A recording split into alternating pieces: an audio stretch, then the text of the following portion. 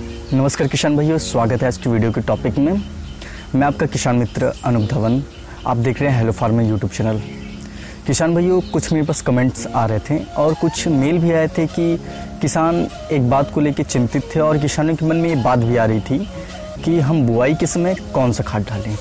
खासकर डीएपी और एनपीके, ये जो दो प्रकार के जो खाद होते हैं जो किसानों को सबसे ज़्यादा उपलब्ध होते हैं। तो इससे किसानों के मन में सवाल आता है कि हम अपने खेत में बुआई के समय एनपीके डालें या डीएपी। तो आज इसी वीडियो में मैं इस टॉपिक पे बात करने वाला हूँ कि बुआई के समय आप कौन से खाद डालें। तो डिटेल में ये वीडियो रहेगी, तो वीडियो पे बने रहें। चैनल पे नए हैं तो सब्सक्राइब करना ना भूलें, साथ ही साथ बेल आइकन पे क्लिक करके वीडियो का अपडेट सबसे पहले पाएँ। सबसे पहले मैं आपको बता दूँ, जो डीएपी होता है, डीएपी में 18% नाइट्रोजन और 46% फास्फोरस, और इसमें डीएपी में पोटास की मात्रा नहीं होती है। और बात करूँ दूसरे नंबर पे जो खाद आता है वो एनपीके। एनपीके में जो सबसे ज़्यादा किसानों के बीच में जो यूज़ होता है वो 12-32-16 है। तो ये 12-32 को 16 का कॉम्बिनेशन बहुत ही अच्छा माना जाता है और दोनों में कोई ज़्यादा विशेष अंतर नहीं है। डीएपी में पोटास की मात्रा नहीं होती है, जबकि एनपीके में पोटास की मात्रा 32% होती है। जो डीएपी का जो रेट है वो ज़्यादा होता है और एनपीके का जो रेट है वो कम होता है, डीएपी के कंपेयर में कम होता है। किसान भाइयों, मैं आपको बुआई के समय जो खाद डालना है उसके लिए मैं यही सुझाव दूंगा कि आप अपने खेतों में बुआई के समय एनपीके का छिड़काव करें।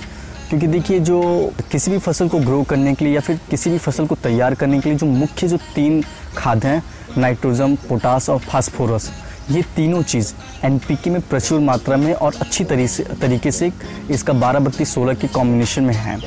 तो किसान भाइयों, आप अपने खेतों में एनपीके का छिड़काव कर सकते हैं। और जो एनपीके में ये तीनों चीज़ें बहुत ही अच्छे बराबर मात्रा में मिलता है, जिससे फसल बहुत ही अच्छे तरीके से तैयार होगा, ग्रो करेगा। एक और सवाल लोगों के मन में ये भी आता है कि हम अपनी फसलों में डीएपी का छिड़काव करते हैं तो फसल अच्छे तरीके से तैयार होता है, अच्छा फसल दिखता है, अच्छी तरीके से ग्रो करता है, तो हम एनपीके क्यों डालें।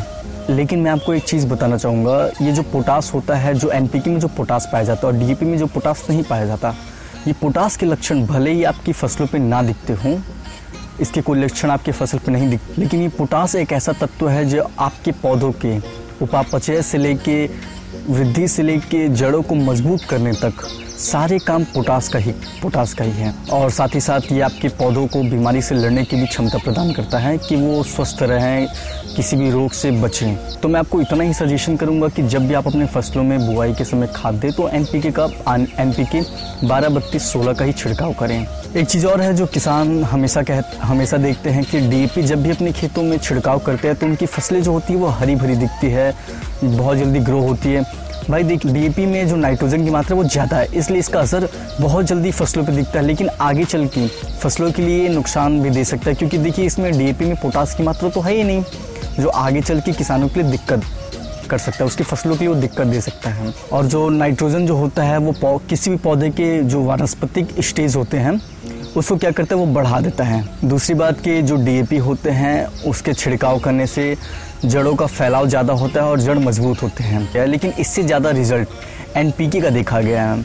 डीएपी से ज़्यादा रिजल्ट जड़ और का फैलाव और जड़ों को मजबूत करने का जो रिजल्ट है वो एनपीके का ज़्यादा देखा गया है। तो एनपीके बेस्ट है। रही बात माइक्रो न्यूट्रिएंट की, तो जो डीएपी में जो माइक्रो न्यूट्रिएंट पाए जाते हैं उतना ही सेम माइक्रो न्यूट्रिएंट एनपीके में भी पाए जाते हैं, एनपीके के किसी भी कॉम्बिनेशन में पाए जाते हैं। तो आप जब भी डीएपी और एनपीके में कंफ्यूज हो तो आप अपनी फसलों में एनपीके ही डालें, आपको कंफ्यूज होने की ज़रूरत में। हालांकि अगर किसानों को एनपीके नहीं मिलता है तो उस अवस्था में आप डीएपी का ही छिड़काव करेंगे, लेकिन मैं आपको यही सजेशन दूंगा कि जब भी डीएपी का छिड़काव करें उसमें अलग से पोटास खरीद ले और उस पोटास का मिश्रण करके आप अपने खेतों में छिड़काव करें।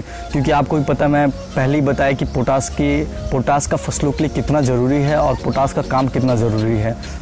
देखिए, मैं आपको एक बात और बताना चाहूँगा कि किसान का कमेंट आया था कि डीएपी का जो रेट होता है वो ज़्यादा क्यों होता है। तो डीएपी में जो फास्फोरस होते हैं वो वाटर में जो ज़्यादा सॉल्युबल होने वाले जो फास्फोरस होते हैं उसकी मात्रा ज़्यादा होती है, इसी वजह से डीएपी का जो रेट होता है वो ज़्यादा होता है। और लोग जो होते हैं, किसान भाई जो होते हैं, वो अक्सर ये बात पूछते हैं कि तो डीएपी का क्या काम है, अगर हम एनपीके डालें तो डीएपी का क्या काम है। तो देखिए भाई, डीएपी का जो काम है वो जब भी खेत की आपकी फसल की जब भी जो दूसरी सिंचाई हो उस समय आप डीएपी का इस्तेमाल करें, इसका रिजल्ट भी बहुत अच्छा देखा जाता है। तो किसान भाइयों, आशा करता हूँ कि वीडियो आपको बहुत अच्छी लगी हो, जानकारी अच्छी लगी हो तो वीडियो को लाइक करें, चैनल पर नए हैं तो सब्सक्राइब करें, किसानों तक अधिक से अधिक साझा करते हैं। मिलते हैं नए वीडियो में अच्छी जानकारी के साथ, तब तक के लिए धन्यवाद।